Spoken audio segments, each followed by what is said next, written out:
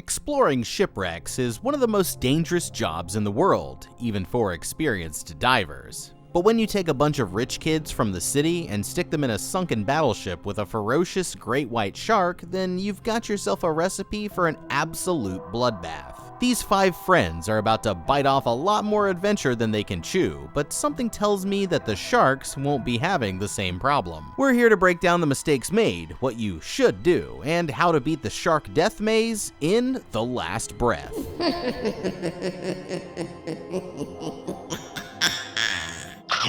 This dream vacation is about to turn into their worst nightmare. Towards the end of World War II, a German U-boat is stalking the waters off of the Virgin Islands, and they've just locked their sights on an American battleship, the USS Charlotte. The sub launches a torpedo and it's a direct hit, causing a massive explosion that sinks the ship. In the chaos, one sailor manages to survive, climbing on top of some floating debris to get out of the water. Seconds later, another survivor appears on the surface, but that's when they realize that they aren't alone. Behind him, a large shark fin rises out of the water, and the man immediately starts to panic. But that was his biggest mistake. Swimming as fast as he can, he reaches out to his friend just as he's being dragged under. But when the man holds on, all that's left is his severed arm. Terrified, the sailor clings to the board for safety, only for another shark to suddenly burst out of the water and take him down too, making 2 victims down with 6 more to go.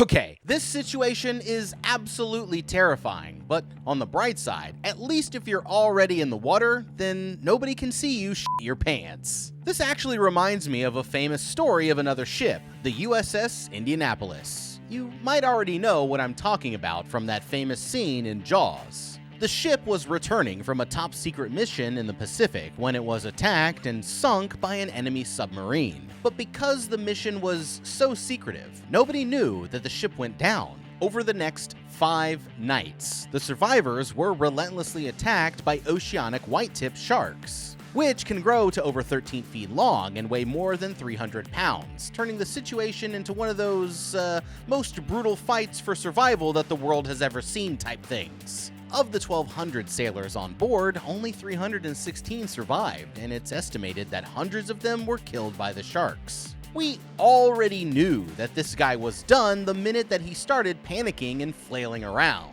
Those kinds of panicked movements resemble what a distressed or injured animal would do, making you look like an easy target and triggering the shark's predatory response. You know, his friend had the right idea by climbing onto that floating board. Obviously, the best thing that you can do here is keep as much of your body out of the water as possible. To help increase his chances even more, he should have tried slowly getting closer to the fires. The intense heat and light could overwhelm the shark's senses, potentially creating a small, safe zone near the flames. Besides that, I'd also search for something in the water that he could use as a weapon just in case, and aim for weak points like the shark's eyes, snout, and gills if he needed to fight back. Alright, you guys, let's talk about something serious for just a moment. Have you ever witnessed a car accident or been involved in one yourself? Accidents can be scary and leave you feeling overwhelmed, especially if you're injured. And let's face it, dealing with insurance companies in the aftermath of an injury can be a real hassle. Tons of paperwork, and the stress of getting better can make it hard to focus on what truly matters, which is your health. Here's where a strong team like Morgan & Morgan can come in. They specialize in helping people who've been seriously injured get the compensation they deserve. They're known for fighting for their clients and achieving incredible results. Like, for example, just recently, they secured a whopping $12 million for a car crash victim in Florida. That's 34 times what the insurance company initially offered. Imagine the difference that kind of money could make in your life. Oh, and the best part is that you won't pay Morgan & Morgan a dime unless they win your case. They work on a contingency fee basis, so you have peace of mind knowing that there's no upfront cost. And let me tell you, not all of us can afford the representation that we deserve. So if you've been seriously injured in an accident, Saw game, or sinister death game, and you think you might have a case, don't let the insurance companies walk all over you. Morgan & Morgan might be able to help out. You can click the link at forthepeople.com/beat. The link is also in the description below, or you can hit the QR that's on the screen. It's so easy, and it could potentially change your life. Thanks, Morgan & Morgan. And now, back to the show. Many decades later, this scuba diver Noah and his boss Levi are out at sea trying to locate the wreck. It's a search that's taken them years, but today, everything is going to change. After arriving at a new location, Noah puts on his gear and hits the water, while Levi keeps an eye on things from the surface. The man used to be a diver himself, but has to settle for knitting hats and manning the radio now that he's getting older. Down below, Noah checks in with the boss when he reaches their marker, commenting on how they should upgrade their technology. But apparently, that's just not in the budget. Up ahead, he finds a large hunk of metal sticking out of the sand. It's wedged in deep, but while he's trying to muscle it out, he notices something much more interesting. They've finally stumbled onto a wreck, and he thinks that it could be the Charlotte. Curious, Noah heads inside to get a closer look, lowering himself through an opening down into the ship's hull. Using his flashlight, he presses ahead through the flooded chambers, winding through a staircase and into another long passageway. He's surprised to find that the ship is still in good condition, speculating that being buried under the sand must have protected it from normal decay. Eventually, he reaches a point where the radio just can't get through and decides that it's safest to turn back for now, having no idea that he was being watched the entire time. Later, while they're heading back to shore, Noah gets a call from his friend Brett, deciding to ignore it for now. Meanwhile, Brett here has just arrived outside of Levi's Bar and Dive Center, along with his friends Riley, Logan, the Shaggy of the group, and Sam, Noah's ex-girlfriend. Noah and Levi show up a few minutes later, and he gets a warm welcome from the group except for Brett, who puts him on blast for ignoring his calls. The group kicks things right off with a toast while catching up with each other over some drinks. Riley quickly notices that he's in a good mood and asks Noah if he's finally found a girlfriend. Joking, he tells them all that her name is Charlotte before revealing that he was only talking about the boat. According to him, it's been buried under the sand for 80 years until a recent tropical storm brought it back to the surface. This makes him the only person to have ever gone inside the boat since it sank, and after hearing this, Brett here decides that they should all dive the ship. Noah shuts it down, saying how it's not legal or safe to bring in inexperienced divers down there, but Brett won't take no for an answer.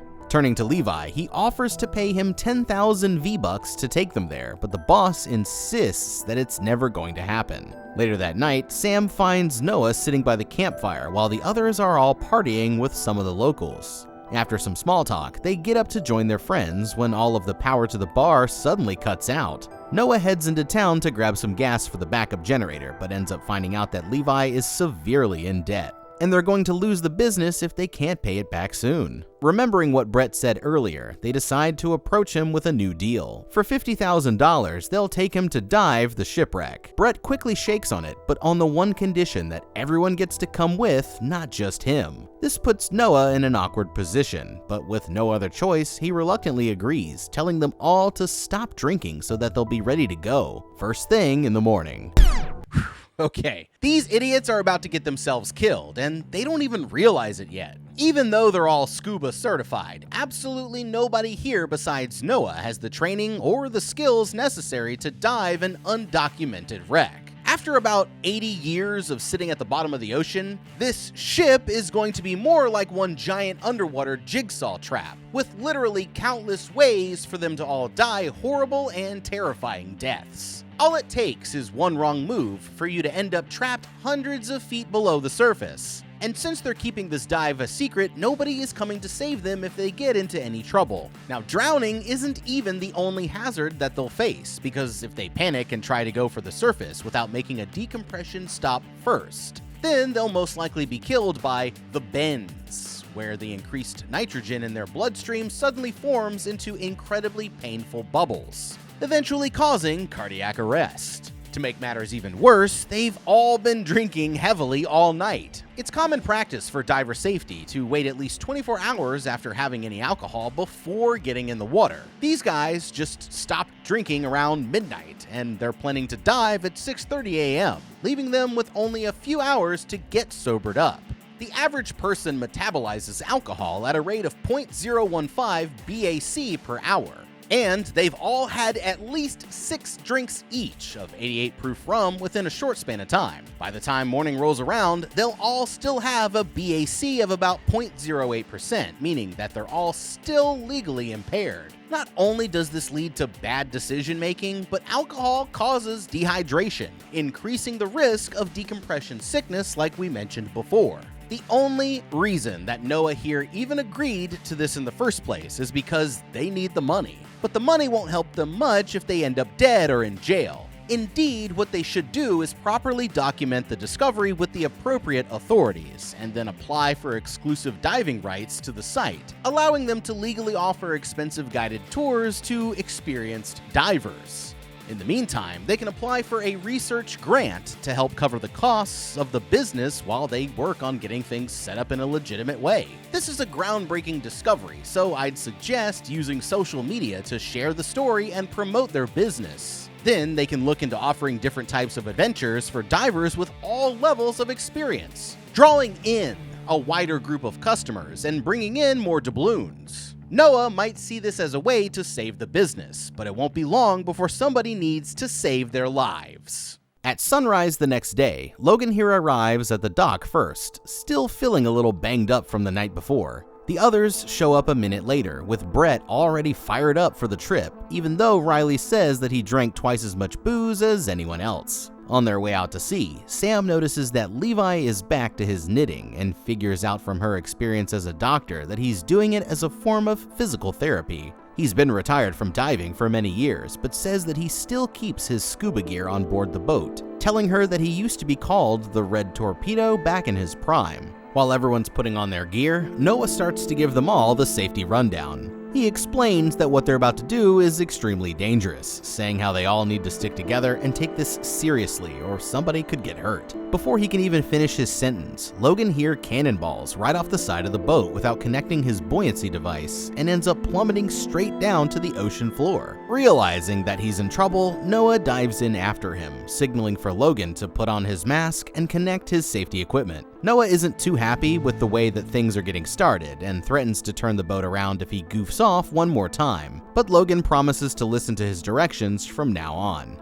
With the others coming down to join them, Noah leads the way towards the sunken ship, never realizing that he's leading them straight into a death trap. Noah leads them in through the same hole in the deck, allowing everyone to pass through one at a time while the others catch up. Before going any farther, he ties off a guideline near the entrance. That way, they'll be able to find their way back in case they get lost. With everyone inside, he begins leading them deeper into the ship, warning them to make sure that they don't fall too far behind. It doesn't take long before they reach the point that's as far as Noah went the day before. From here on out, they're going to be in uncharted territory, and he reminds them that they need to be extremely careful. The path ahead is extremely blocked by some heavy steel beams that look like they could break loose at any second, but they're able to carefully slip past them without any trouble. In the next area, the group passes down a steep ladder, finding themselves in the middle of the ship's cafeteria. Brett and Logan immediately start goofing around again, pretending to be old-timey sailors on a naval expedition, but Noah is starting to get worried. Calling Brett over, he tells them that it's time to turn around, but Brett doesn't think that he's gotten his 50 grand's worth yet, insisting that they need to keep exploring. Realizing that Noah will have to follow him, he turns and takes off swimming deeper into the ship, forcing the others to keep playing along for now so that he doesn't get lost. Okay, Brett here is acting like a total asshole, and it's only a matter of time before this backfires on them in a major way. Meanwhile, Noah is doing everything that he can to make sure that they survive, but he can't keep them all safe if one guy in the group is constantly making things as difficult as possible every chance that he gets. For technical dives like exploring a shipwreck, professional divers stick to a safety guideline called the Rule of Thirds to help them manage their air supply. They use 1/3 of their oxygen tank to explore the dive site, the next third for the return journey, and the final third as a buffer in case of any emergencies. That way, you'll always have enough air to survive, even if there's an unexpected delay. From looking at Noah's pressure gauge, we can see that he's already down to less than 50% of his air supply. He's also the most experienced diver, with the proper training to conserve his oxygen for as long as possible, meaning that his less experienced friends are most likely already even lower than that. This means that it's well past time to start heading home, but dumbass Brett here wants to make things difficult. He may have paid a lot to be here, but remember, every time that he goofs around like this, he's putting everyone in the group at risk. Not just himself. Noah here needs to get across to Brett and the others that they're already critically low on oxygen and need to start heading back right away. If Brett still won't go for it, I'd just turn around and start swimming for the exit without him. The others will most likely follow the leader, and Brett will probably chicken out once he realizes that nobody else is playing along. As a last resort, I'd consider trying to pay him off. Brett paid them $50,000 for the trip, but Noah and Levi only need $36K to pay off their debt and keep the boat. If he doesn't feel like he got his money's worth, I'd refund him the $14,000 as a way to reach a compromise that convinces him to leave safely, while Noah and Levi still get paid for their end of the deal. Down the passage, Brett pushes open a door to an old medical office, jokingly pointing it out to Sam in case any of them end up needing emergency surgery. Ignoring it for now, they continue around to the next corner and down another flight of stairs, still pulling the guideline behind them. Noah starts to get annoyed with Brett for getting so far ahead, but the guy absolutely refuses to listen to his directions. Opening another door, they enter a room with an air pocket near the ceiling, and Brett finally agrees to turn around after taking a quick break inside. Brett takes off his mask to check the air, and suddenly starts to gasp for breath as if he's choking. But it turns out to be just a prank. Realizing that it's safe to breathe the air, the others take off their masks to chill for a minute. But Noah says that they can't stay for long. Taking a seat on the platform above the water, Logan breaks out a flask and goes to take a sip. Noah shouts at him not to do it, saying how the alcohol down here is 10 times stronger than up on the surface. But nobody seems to take him seriously. Looking around, Riley notices the name Jimmy Scott carved into the ceiling, wondering what might have happened to him. Just then, there's a loud bang from somewhere else on the ship, and the guideline suddenly goes tight, as if somebody was pulling on it. The rope pulls tighter and tighter, nearly slicing through Riley's wetsuit until it finally snaps. And she decides to take a sip of the flask to calm her nerves. The others are all freaked out, but Noah says that he remembers the way out, reassuring them that they'll find the rest of the guideline just a bit further up ahead. Their oxygen supplies are starting to run low, so they need to start heading back to the surface, but the truth is that the real danger here is only just getting started. Okay, it looks like shit just got real. This is exactly what Noah tried to warn them about, but now they're lost without a guideline to lead them back out of the ship, and their oxygen supplies seem to be running dangerously low. It might seem like they're screwed, but there's still a chance for them to salvage the situation if they make the right decisions. We know that they each have about only 30 minutes left of oxygen. This makes things dangerous if they run into any trouble while trying to get out. But now that they've found this air pocket where it looks like there's enough oxygen for them to last several hours, they have some new options. Right now, they need to do something that I rarely recommend, and that's split up the group.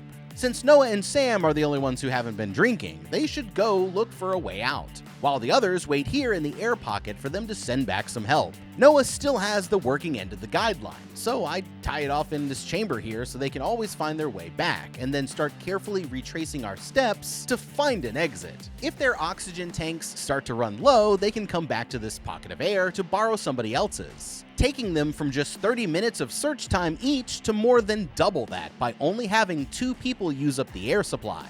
Once they get to the surface, they can send help back for everyone else, and then never go scuba diving with Brett ever again. On the way back, the others start to get nervous that Noah is losing track of the path. Desperate to get out, Riley thinks that she sees daylight and takes off swimming down the wrong passageway, ignoring Noah's warning to stay calm. There's a grate in the ceiling up ahead where they can see light coming through, and a few of them start trying to force it open, but they quickly realize that it's no use. At this point, she's breathing so hard it's like she just ran a marathon, so Noah tells her that she needs to calm down before she runs out of air. Checking her air supply, they see that she's already under 15%, but he reassures her that it's still enough to get out. Right at that moment, something large passes over the grate, temporarily blocking out the light. Trying to keep everyone calm, Noah blames it on the cloud, but the others are not so sure. With Noah leading the way, they're finally able to find their way back to the staircase, allowing them to get up to the next floor.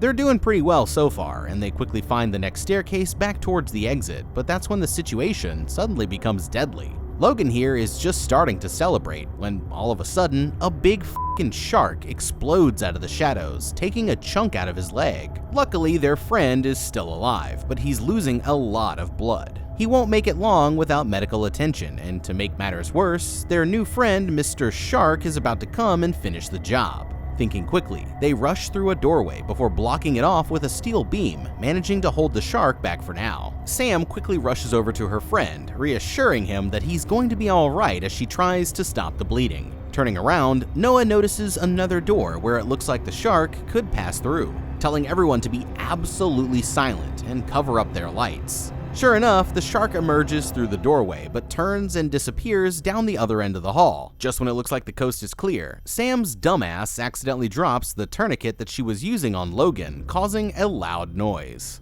Within seconds, the shark turns around and starts coming straight towards them, forcing them to take cover inside of the medical bay, before it can claim another victim.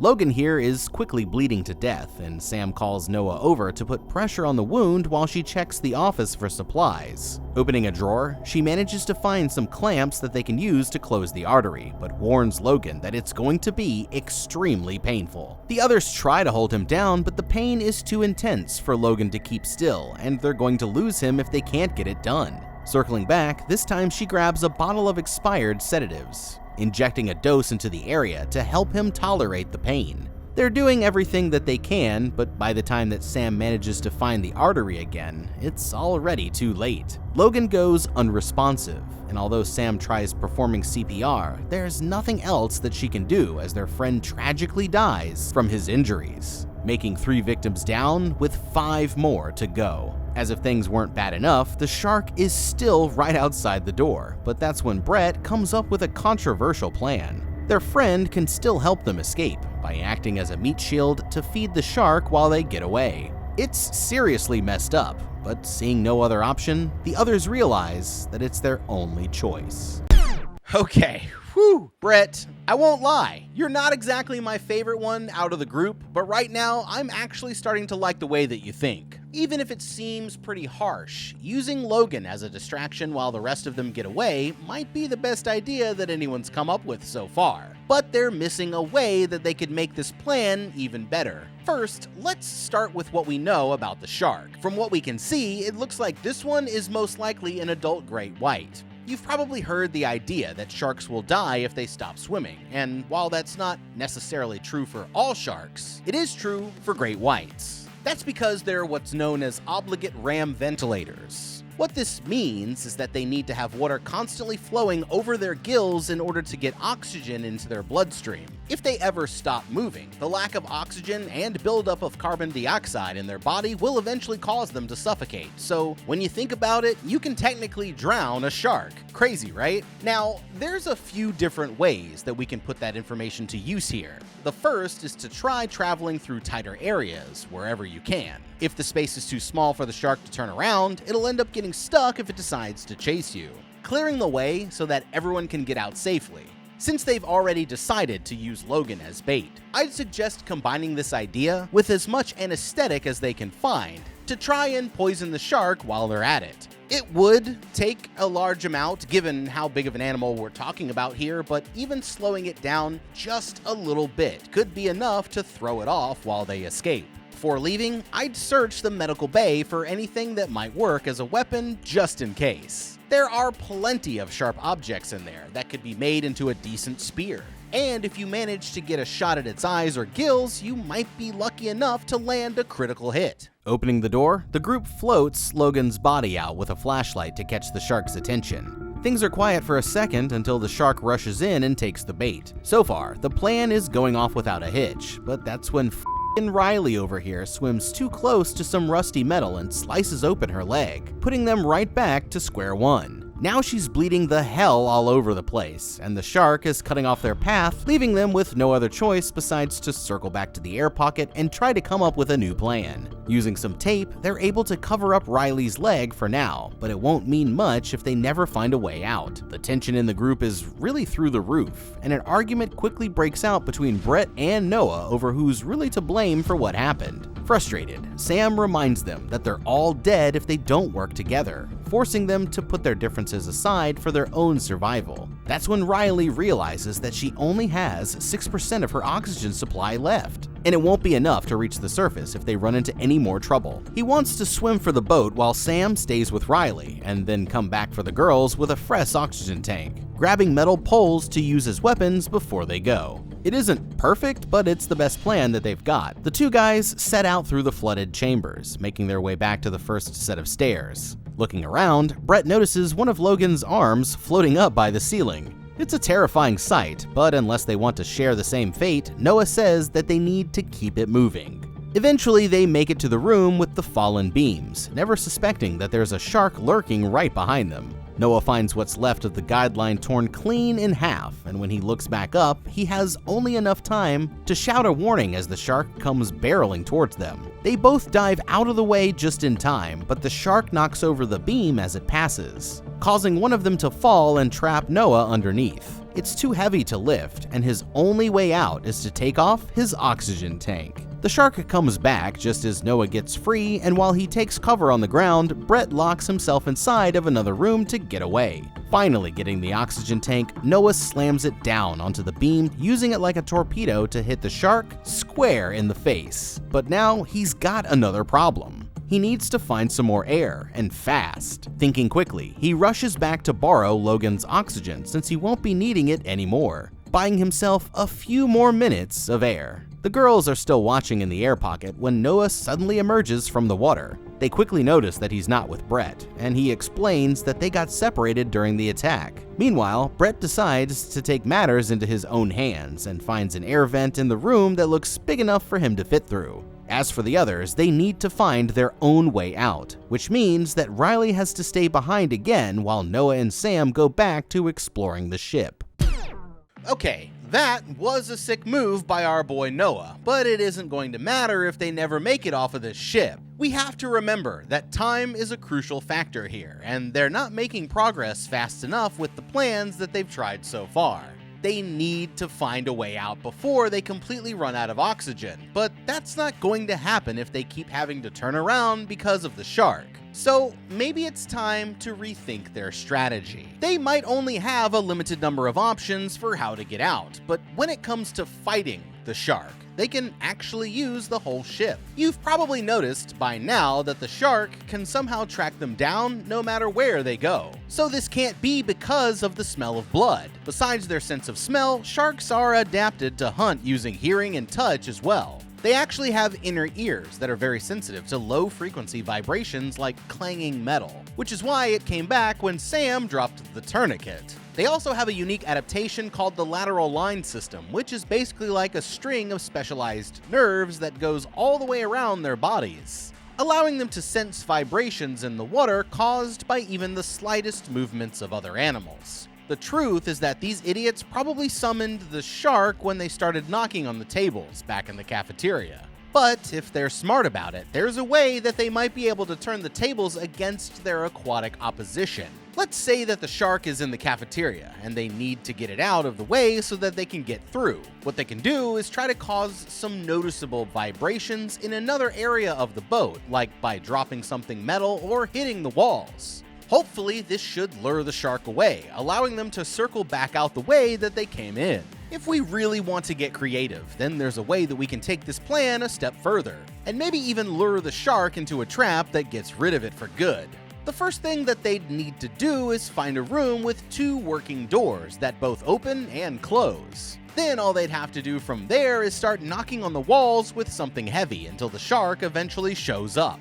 Once they're able to lure it into the room, Noah and Sam would just need to quickly shut one door each, from the outside of course, and then the shark would be trapped, completely removing it as a threat. After that, they could just take their original route right back to where they first came in, and then go back for Riley once they were able to get some help. The only path that they haven't tried yet leads them deeper down into the hull until they eventually arrive in a chamber where the ship's ammunition was stored. All of the old shells are still right where the crew left them, and there's another air pocket in this room where they can stop to give their oxygen tanks a break. Noah says that he's going back for Riley, telling Sam to stay put and wait for them there, but not before they smooch it up, once for old time's sake. Brett keeps working his way from room to room, winding through the vents until he finds a place where he can finally escape the ship. As he races towards the surface, he starts calling Levi over the radio, who can tell from the panicked sound of his voice that they must have run into trouble. Once he finally reaches the top, he starts swimming towards the boat as fast as he can. Suddenly, Brett feels something hit him under the water,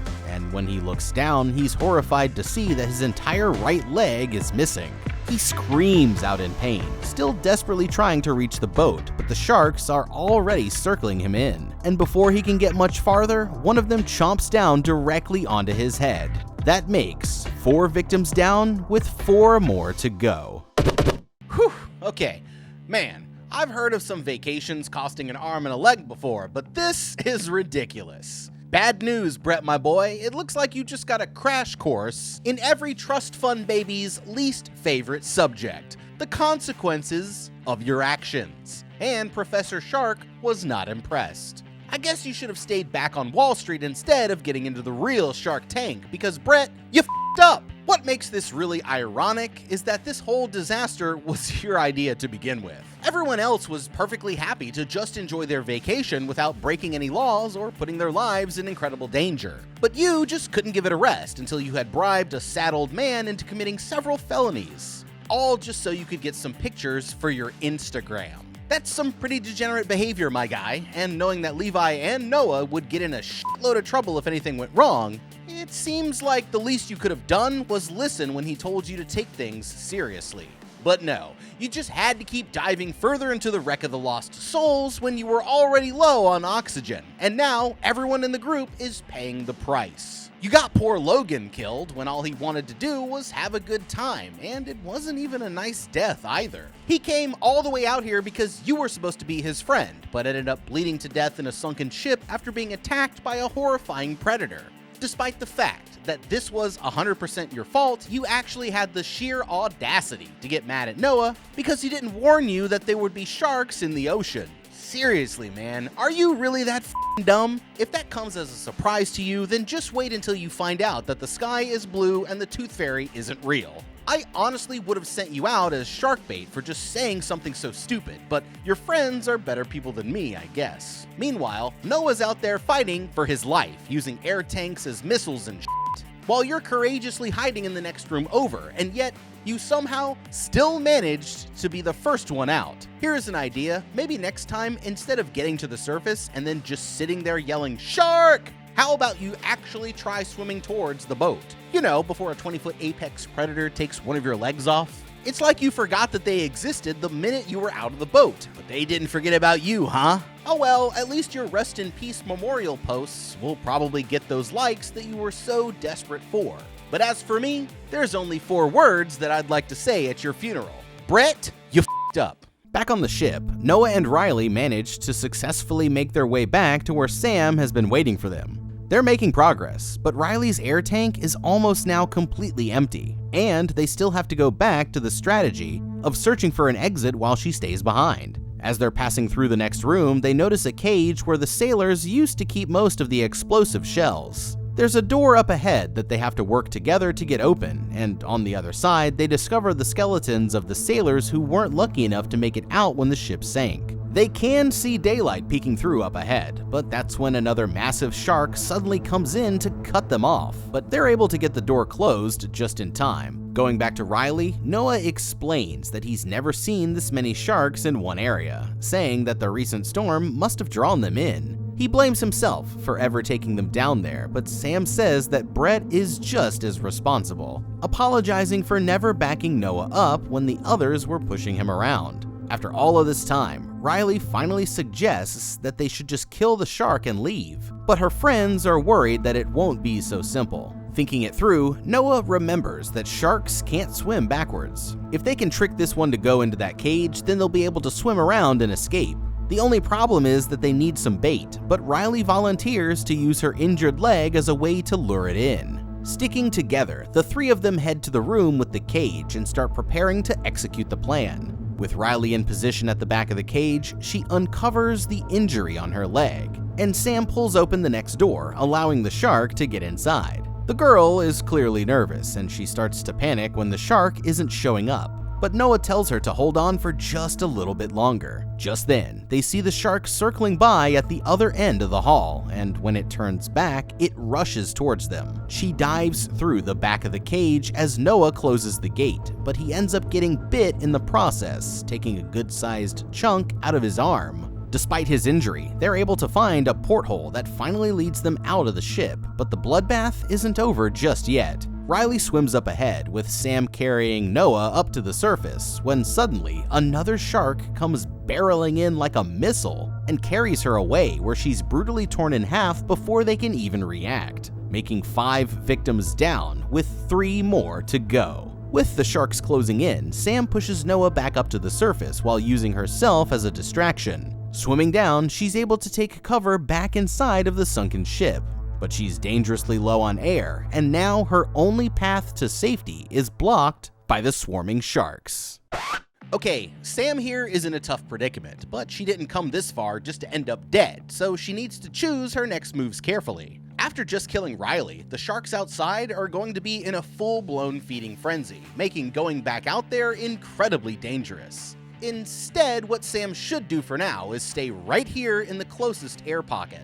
If she controls her breathing, then she should have enough air to last for several hours. And by temporarily blocking off any entrances, she can keep herself safe from the sharks that are still on the boat. Now that Levi knows what's happening, he'll be able to call for help once he gets Noah in a stable condition, meaning that she should only have to wait for a matter of a few more hours at most before help finally arrives. For now, it seems like her best choice is to stay put and wait for rescue, and only try to swim for the surface if she absolutely needs to. If her air does start to run low, I'd make sure to grab something that I could use as a weapon before leaving, since we can pretty much guarantee that the sharks won't be letting us go without a fight.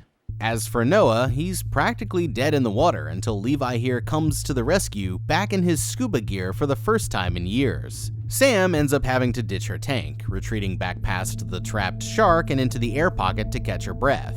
Diving back under, Sam makes it to the cafeteria, but just when it looks like the coast is clear, she realizes that she's surrounded by sharks. Needing air, she's able to find a small pocket of oxygen near the ceiling where she can just barely get herself above the water, and the sharks are still hunting for her just a few feet below. Waiting for the right moment, she dives back in and starts heading for the exit again, but this time, a shark appears right behind her. With nowhere left to run, she quickly grabs a metal pole off of the floor, using it to spear the shark through the mouth just as it lunges down to bite her. It's a major victory, but the fight isn't over yet. Escaping through the hole in the deck, Sam only makes it about halfway to the surface when she notices another shark circling her in. Just when it looks like it's all over for Sam here, Levi suddenly comes to the rescue. He taps his chest like a G, just an instant before the shark hits him with the power of a speeding freight train. That makes 6 victims down, but thanks to his sacrifice, Sam is able to reach the boat, where she finds Noah injured but still alive. Several months later, Noah and Sam are still together, having taken over Levi's business and moved it up to New York City. They even had a kid together, naming him after the man who saved their lives. It wasn't exactly the vacation of a lifetime, but at least they learned a valuable lesson. Next time, they should just go snorkeling instead. All right, The Last Breath. I liked it. It was a really cool movie. I liked the way it was shot. I liked the shark vibes, thought the characters were pretty legit, and I actually liked the music, But I can't help but think that there were other things that the characters could have done to survive. Please, share some of those ideas with us down in the comments below. Like this video, subscribe to the channel, and check out the How to Beat playlist for more videos exactly like this one. I'm the Guy, we'll see you in the next episode, and have a damn good day.